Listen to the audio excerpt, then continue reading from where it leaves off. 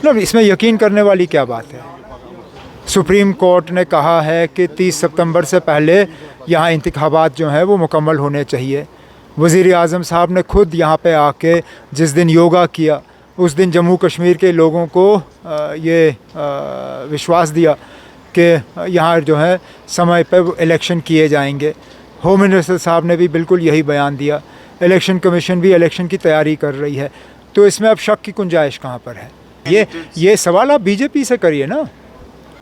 जो लोग 370 के यहाँ से उड़ाने के बाद ये दावा कर रहे थे कि सारी मिलिटेंसी 370 के साथ जुड़ी हुई है और इसको हटाने के बाद जो है जम्मू कश्मीर जो है पूरी तरह से यहाँ पे अमन छाया रहेगा, ये सवाल आप उनसे करिए। हमने बार बार कहा है कि मिलिटेंसी का 370 से कोई लेन देन नहीं था। हटाने से भी मिलिटेंसी पे कोई ख़ास असर नहीं पड़ेगा और ये साबित हुआ है। ये लोग लापरवाही कर रहे हैं। ये लोग अपने काम के तरफ ध्यान ही नहीं दे रहे हैं, बाकी चीज़ों में लगे हुए हैं।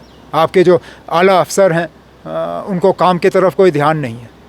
उनको हालात को सुधारने में जो रोल अदा करना चाहिए वो कर नहीं रहे हैं। बीजेपी के तरफ से नहीं ना, बीजेपी का ये हुकूमत के तरफ से जो है लापरवाही है, उसमें तो आप इनकार कर नहीं सकते हो।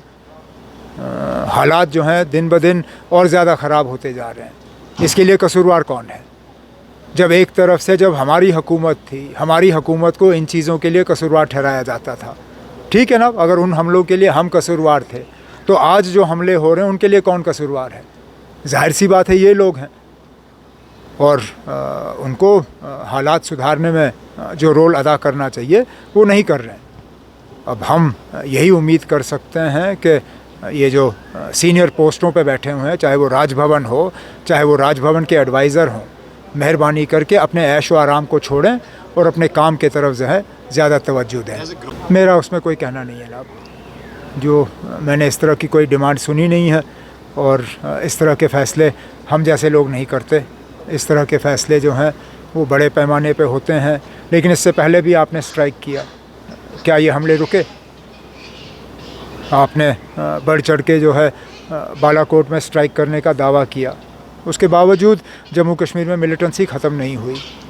अगर आप मुझे यकीन दिला सकते हो कि स्ट्राइक करने के बाद जम्मू कश्मीर जो है वो पूरी तरह से मिलिटेंसी से आज़ाद किया जाएगा, ठीक है ना, हम भी सुनने के लिए तैयार हैं। मुझे कोई अप्रहेंशन नहीं है।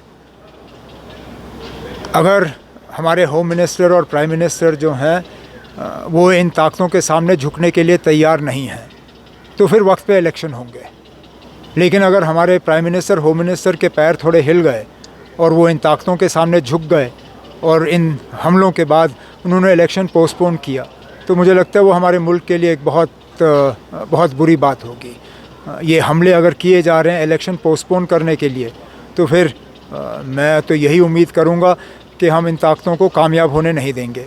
लेकिन अगर हमारी जो केंद्रीय सतह पे लीडरशिप है, अगर वो इन ताकतों के सामने झुकना चाहेगी तो ये फ़ैसला उनका होगा।